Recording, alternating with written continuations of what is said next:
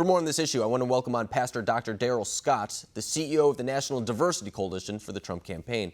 So, Pastor, when we look at this latest situation, you and I have talked about the unrest on the streets for several weeks now. And now here we are. It's another situation, another police-involved shooting, this time with a victim in Kenosha, Wisconsin. And we see another night of violent unrest. Last night, I believe, 3 separate shootings. What's your response to what we've seen so far? Well, I mean, it's very unfortunate, once again, that these shootings occur. I don't want to get into the dynamics and pointing fingers and who's to blame. I don't want to try to, denigrate the victim nor denigrate the police. I mean, it is what it is. We saw what we saw. I'm hoping that, justice does prevail. However, if Don Lemon has as his motivation, the only reason we should put a stop to these riots and protests is for polling, then that shows you where his mind is right there. If he's more concerned with polls than he is with the saving of lives, the saving of communities, the destruction of property, then it shows you how screwed up this guy really is. And I think you bring up something, too, and it's sometimes that the media or even our politicians aren't always looking out for the best interest of the people that they're supposed to be representing. And I think that, for example, when we look at Kenosha, Wisconsin, when we look at most of the unrest in these cities, it's a couple hundred, couple thousand people who are out on the street participating in rioting, looting, things of that nature. It is not representative of the average American who looks at that and says, I don't agree with rioting. I don't agree with local businesses being burned down or these local minorities having to rebuild businesses from nothing after these individuals who want to take advantage of this situation for the sake of violence, whatever they do want to do. So when we look at what's happening in Kenosha, we know that the White House has offered additional National Guard troops. It was rejected yesterday by Governor Tony Evers. Do you think that he should take up that offer of additional troops? Absolutely. Law-abiding citizens want law and order.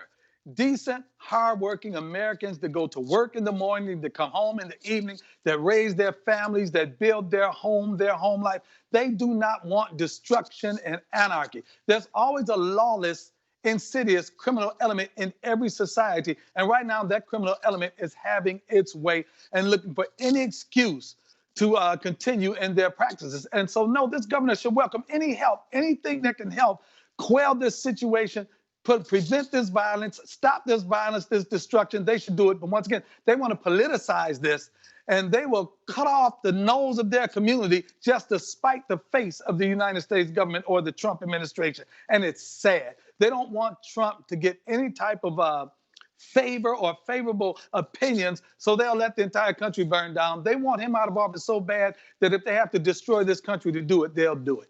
And Dr. Scott, it is a really unfortunate thing that we have to have this conversation while acknowledging that there are political components to it. I wish that you and I could just talk about this and think about what's the best way to help the people of Kenosha right now? What was the best way to help the people of Seattle, Portland, whatever it may be? But that's not the conversation that a lot of people in the media are having. It's how does this play into the bigger picture of the 2020 race? And how does this affect the Democratic chances of being very popular in the suburbs, things of that nature?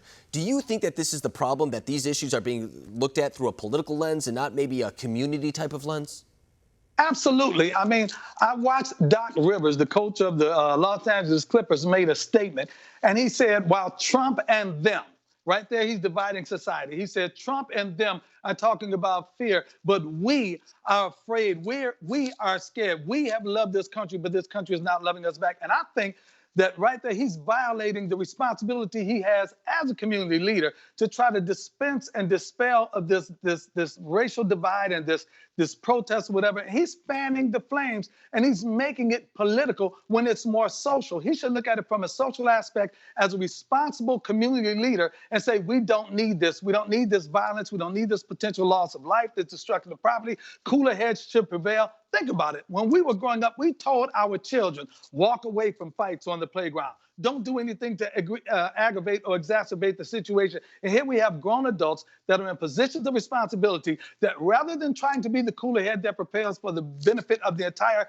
American society, they're still playing identity politics and using these things to divide our country rather than to bring us together. And it's sad and it's shocking and it's shameful.